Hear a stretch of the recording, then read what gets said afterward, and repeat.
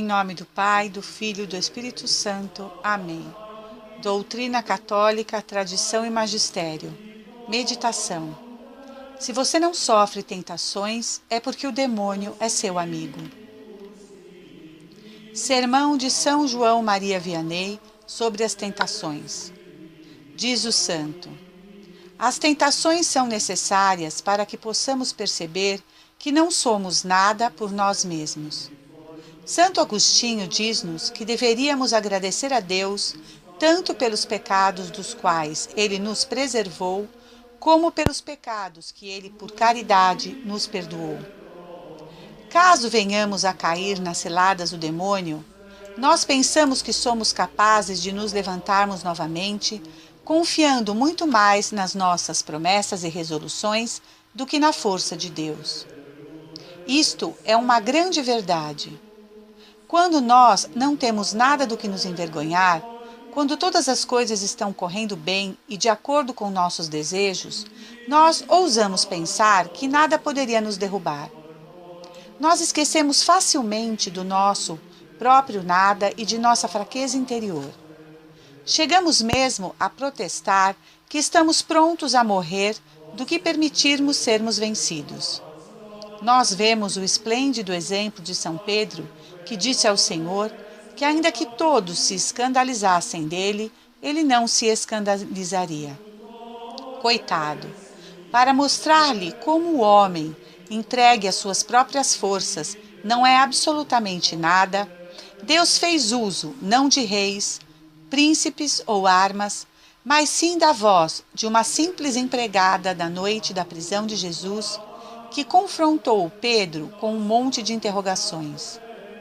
E nesse momento, Pedro protesta dizendo que nem sequer conhecia o Senhor e fez de contas que nem sabia do que ele estava falando.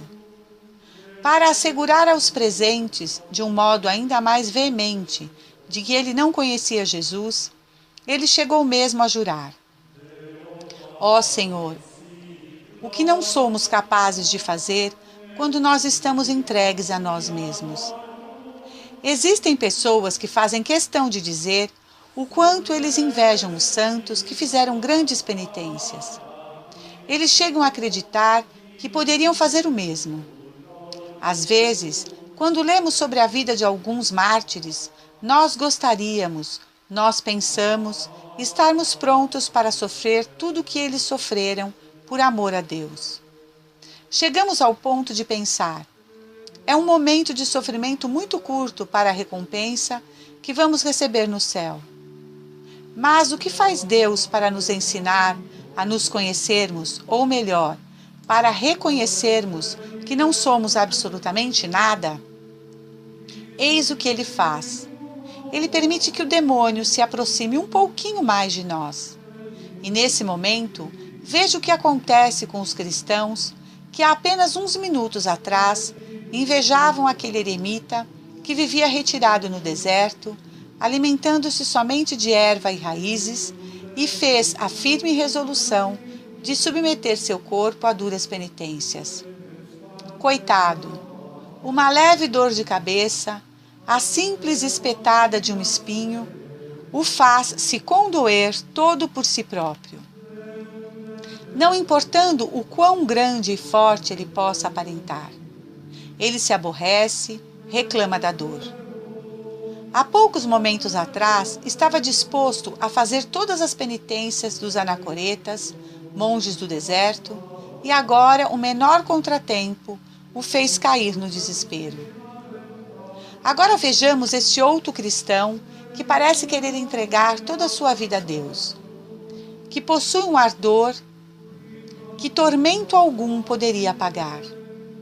Um pequeno escândalo, uma palavra de calúnia e até mesmo uma fria receptividade ou pequena injustiça cometida contra ele, uma gentileza retribuída com ingratidão, imediatamente desperta nele todos os sentimentos de ódio, vingança e de descontentamento, a ponto de frequentemente ele desejar nunca mais ver o seu próximo, ou pelo menos tratá-lo de um modo frio, de forma a demonstrar o quanto aquela pessoa o ofendeu.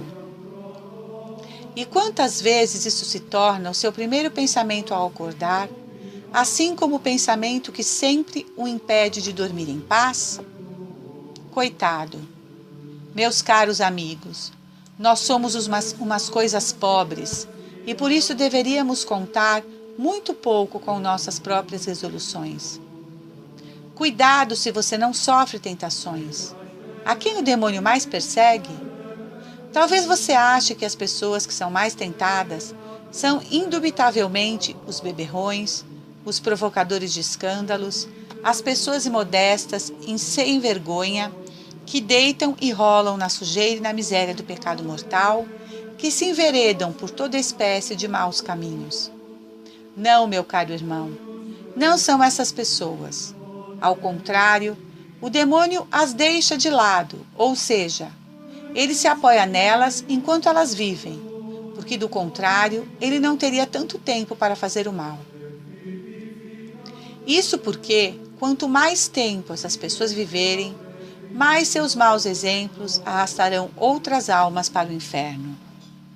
De fato, se o demônio tivesse perseguido este velho companheiro, obsceno e sem vergonha, ele teria encurtado a duração de sua vida em 15 ou 20 anos, de forma que ele não teria destruído a virgindade daquela garota ali, seduzindo-a para a inominável mira de suas indecências.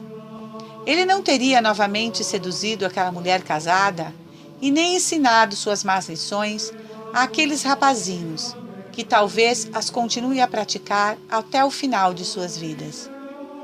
Se o demônio tivesse incitado a este ladrão ali na frente a roubar em tudo quanto é ocasião, ele teria ido acabar na forca e não teria tempo para induzir seu vizinho a seguir seu mau exemplo. Se o demônio tivesse encorajado esse beberrão ali a se embebedar incessantemente com o vinho, ele já teria morrido há muito tempo atrás nas suas libertinagens e não teria tempo de fazer com que outros seguissem seu mesmo caminho. Se o demônio tivesse tirado a vida deste músico ali, ou daquele organizador de bailes, ou daquele dono de cabaré, em algum tipo de tumulto ou assalto, ou em qualquer outra ocasião, quantas almas não seriam poupadas da danação eterna? Santo Agostinho nos ensina que o demônio não importuna muito essas pessoas. Pelo contrário, ele até as despreza e cospe sobre elas. Assim você me perguntaria: então quem são as pessoas mais tentadas? São estas, meus caros amigos. Observem-nas atentamente.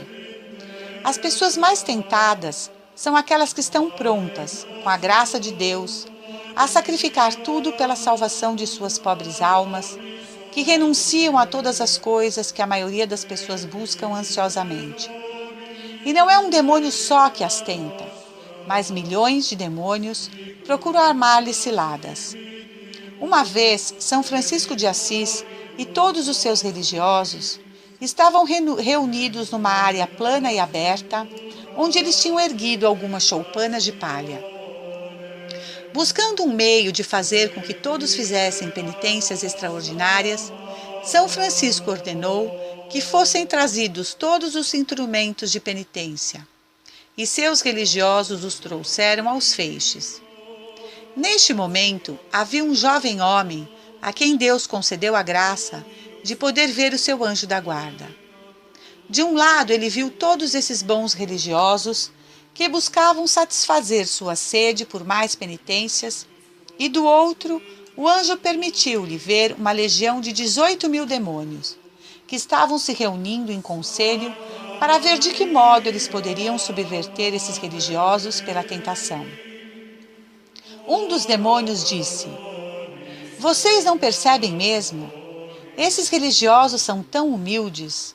Ah, que virtude espantosa! São tão desapegados de si próprios, tão apegados a Deus. Eles possuem um superior que os guia, de forma que é impossível ser bem-sucedido em qualquer ataque que façamos a eles.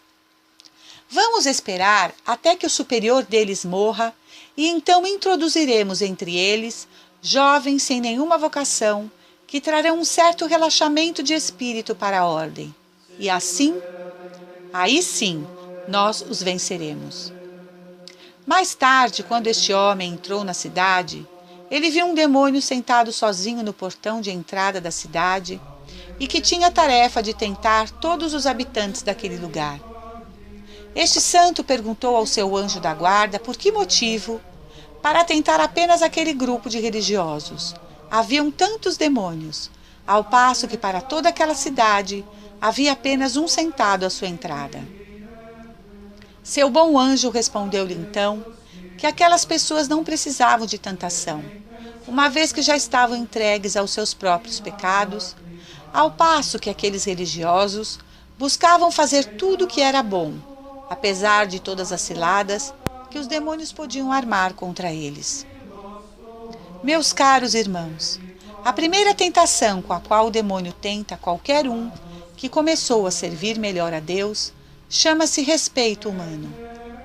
Aquela pessoa acometida pelo respeito humano não ousará mais a ser vista em todo lugar. Passará a se esconder de todos aqueles com os quais ela andava misturada na busca de uma vida de prazeres. Se alguém lhe disser que ela está muito mudada, imediatamente ela ficará envergonhada. Aliás, o que as pessoas vão dizer dela? É a sua contínua preocupação. Chega a um ponto de perder a coragem de fazer qualquer boa ação diante dos olhos alheios. Se o demônio não consegue fazê-la retroceder na caminhada espiritual através do respeito humano, ele infundirá nela um extraordinário medo, dizendo-lhe que suas confissões não servem para nada, que seu confessor não a entende, que seja lá o que ela fizer será sempre em vão, que ela irá para a condenação eterna do mesmo modo, ou que ela obteria o mesmo resultado, a salvação, no final, deixando tudo correr solto, ao invés de continuar a luta. Afinal, as ocasiões de pecado já demonstraram ser demais para ela. Por que será, meus irmãos, que quando alguém não dá a mínima importância à salvação de sua alma, ele parece não sofrer a menor tentação? Mas assim que ele resolve mudar de vida, em outras palavras, assim que ele deseja reformar sua vida para que Deus venha morar nele, imediatamente todo o inferno cai em cima dele? Ouçamos o que nos diz Santo Agostinho a esse respeito. Do modo como o demônio se comporta em relação ao pecador, ele atua como um carcereiro que possui muitos prisioneiros trancados em sua prisão, mas como ele não carrega ou não possui a chave que poderia libertá-los dali, ele tranquilamente pode sair sossegado, certo de que nenhum deles tem como fugir. Este é o modo como ele age com aqueles pecadores que nem sequer consideram a possibilidade de deixar o pecado para trás. Ele nem sequer se dá o trabalho de tentá-los. Ele vê tais pessoas como perda de tempo, não apenas porque elas não pensam em deixá-lo, mas também porque ele não deseja multiplicar suas cadeias. Por outro lado, seria inútil tentá-los. Ele, o demônio, permite que eles vivam em paz enquanto estiverem vivendo no pecado mortal. Ele esconde do pecador a situação em que ele se encontra, o mais que ele pode, até a morte. E quando acontece dele pintar um quadro da vida daquele pecador, ele o faz de uma maneira tão aterrorizante que o infeliz pecador, súbito, cai no desespero. Mas com qualquer um que se decidiu a mudar de vida, que se decidiu a entregar-se completamente a Deus, é toda uma outra história. Enquanto Santo Agostinho vivia no pecado e na maldade, ele não tinha por que se preocupar com as tentações. Ele acreditava se encontrar em paz, como ele mesmo nos conta. Mas no momento em que ele resolveu dar as costas para o demônio, ele teve que travar um combate contra ele, a ponto de perder sua respiração na luta. E isso durou 5 anos. Ele chorou as lágrimas mais amargas e fez as mais severas penitências. Ele chegou ao ponto de dizer: eu discutia com ele em minhas cadeias. Um dia, eu achei que tinha sido vitorioso. No próximo dia, lá estava eu de novo, prostrado no chão.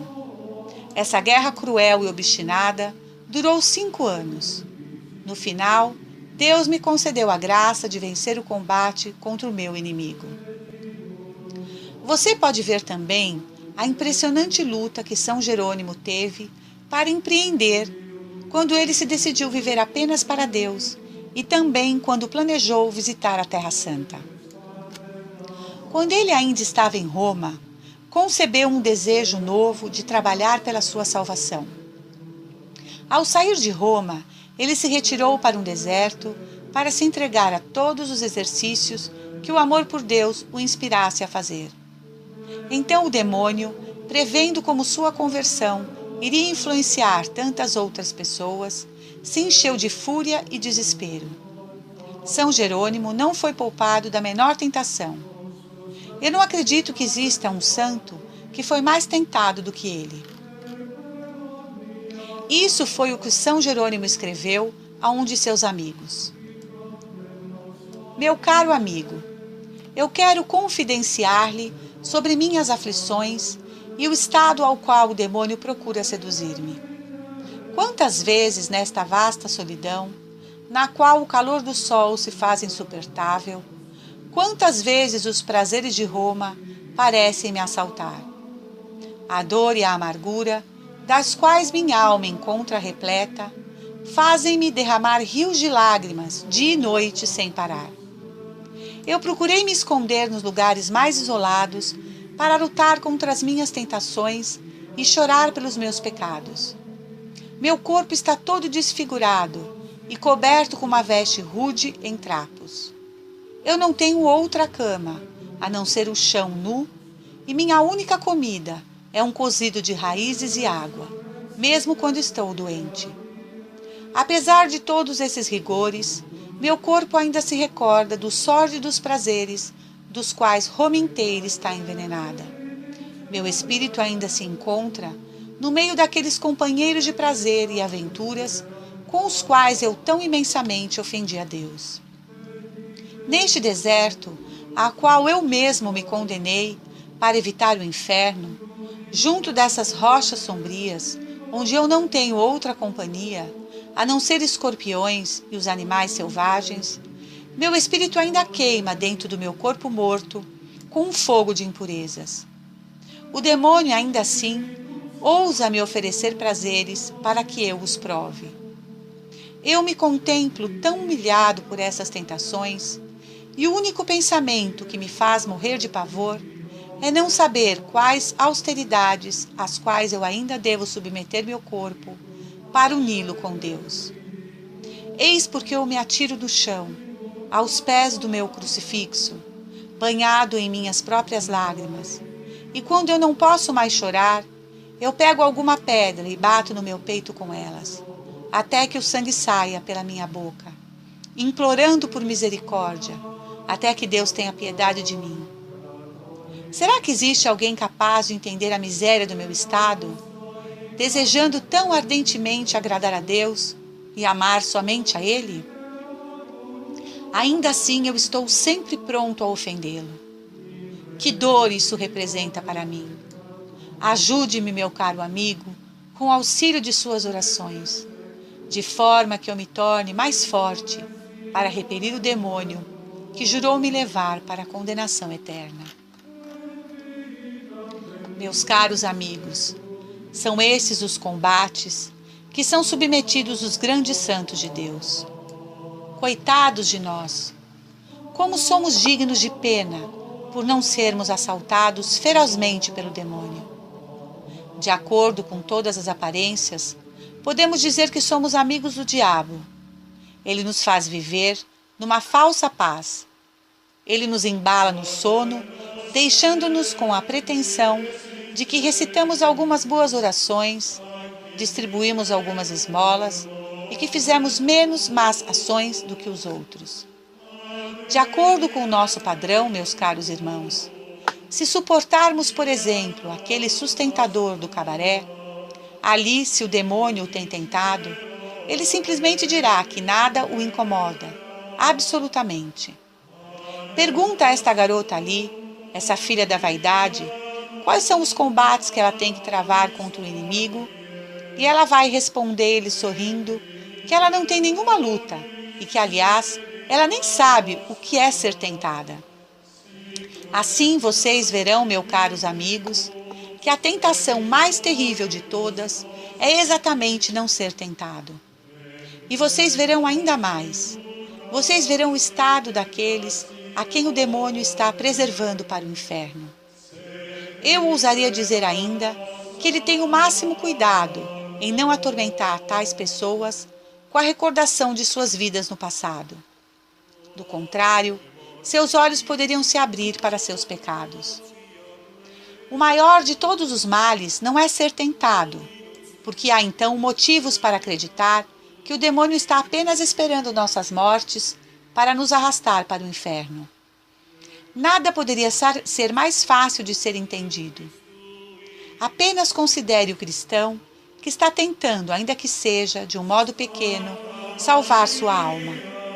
Tudo em volta dele parece incliná-lo para o mal. Ele dificilmente consegue levantar os olhos sem ser tentado, apesar de todas as orações e penitências. E mesmo assim, um pecador empedernido, que passou uns 20 anos chafurdando na lama do pecado, ainda tem a coragem de dizer que não é tentado. Este está num estado muito pior, meus caros amigos. Muito pior. Isto é o que deveria fazer você tremer de pavor. Não saber o que são as tentações. Pois dizer que você não é tentado é o mesmo dizer que o demônio não existe ou que ele perdeu todo o seu raio de ação sobre as almas cristãs. São Gregório nos diz: se você não sofre tentações, é porque o demônio é seu amigo, seu líder e seu pastor.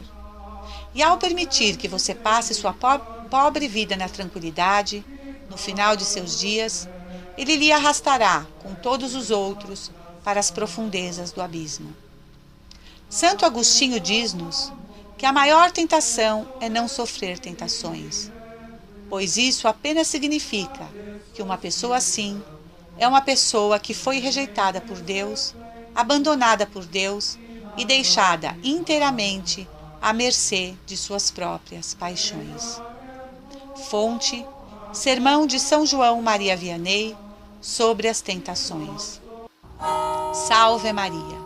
Senhor, dai-nos a fortaleza dos mártires. Em nome do Pai, do Filho e do Espírito Santo. Amém.